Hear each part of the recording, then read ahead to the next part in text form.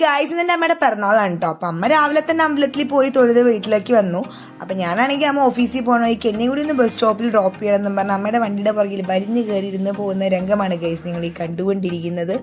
അങ്ങനെ ഞാൻ ഓഫീസൊക്കെ കഴിഞ്ഞ് എനിക്ക് ഭയങ്കരമായിട്ട് വിശന്നത്. അപ്പൊ ഞാൻ ബസ് സ്റ്റോപ്പിന്റെ മുമ്പിൽ നിന്നപ്പോഴാണ് ഒന്ന് നമ്പിസ്വാമി കയറാമെന്നും പറഞ്ഞ അങ്ങനെ അവിടുത്തെ മെനു ഒക്കെ കണ്ട് ഞാൻ എന്ത് മേടിക്കണമെന്ന് കൺഫ്യൂഷനായി. ലാസ്റ്റ് ഞാൻ എൻ്റെ ഭയങ്കര എനിക്ക് ഇഷ്ടമുള്ളതാണ് ചീസ്. അപ്പൊ ചീസിന്റെ ഒരു മസാല, ചീസ് മസാല എന്ന് പറഞ്ഞിട്ട് അവിടെ ദോശയുടെ ലിസ്റ്റിലുണ്ടായിരുന്നു. അപ്പൊ അങ്ങനെ അത് ഓർഡർ ചെയ്തു. കണ്ടു ഗൈസ് നമ്മുടെ ചീസൊക്കെ ഇങ്ങനെ മൊസറല്ല ചീസാന്ന് തോന്നണം അവർ യൂസ് ചെയ്തേക്കണം. ഇങ്ങനെ വലിഞ്ഞു വന്നാണ്ടപ്പോൾ എനിക്ക് ഭയങ്കര സാറ്റിസ്ഫാക്ഷൻ ആയിരുന്നു ഗൈസ്. ഫസ്റ്റ് ടൈം ആയിട്ടോ ഞാൻ ഈ ചീസ് മസാല റോസ്റ്റ് കഴിക്കുന്നത്. എനിക്ക് ഭയങ്കരമായിട്ട് ഇഷ്ടമായി.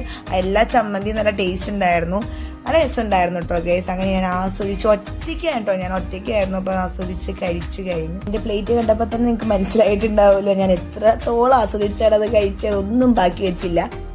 അങ്ങനെ ഞാൻ അടിപൊളി ചീസ് മസാല ദോശ കഴിച്ചു ഗൈസ്.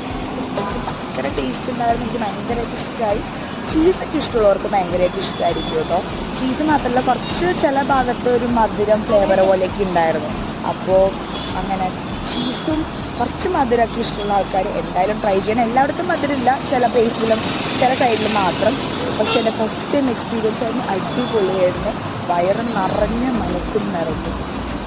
അന്ന് ഞാൻ നേരെ സ്റ്റുഡിയോയിലേക്കാണ് വിട്ടത് ഗൈസ്. എനിക്ക് ജീൻസ് മേടിക്കാണ്ടായിരുന്നു. പക്ഷെ പോണ വഴി എൻ്റെ പൊന്ന് ഗൈസ് റോഡ് ഏതാണ് കുളം ഏതാണെന്ന് അറിയാൻ പറ്റാത്ത അവസ്ഥയായിരുന്നു. എങ്ങനെയൊക്കെയോ ഞാൻ അവിടെ നടന്ന് എത്തി. അടുത്താണെന്ന് വിചാരിച്ചെങ്കിലും കുറച്ചധികം ദൂരമുണ്ടായിരുന്നു. അങ്ങനെ സ്റ്റുഡിയോയിലെത്തി ഞാൻ എൻ്റെ സാധാരണ പോലെയുള്ള മിറർ കാണുമ്പോഴുള്ള പ്രഹസനം, ഒരു മിറർ പോലും ഞാൻ വെറുതെ വിടില്ല ഗൈസ്.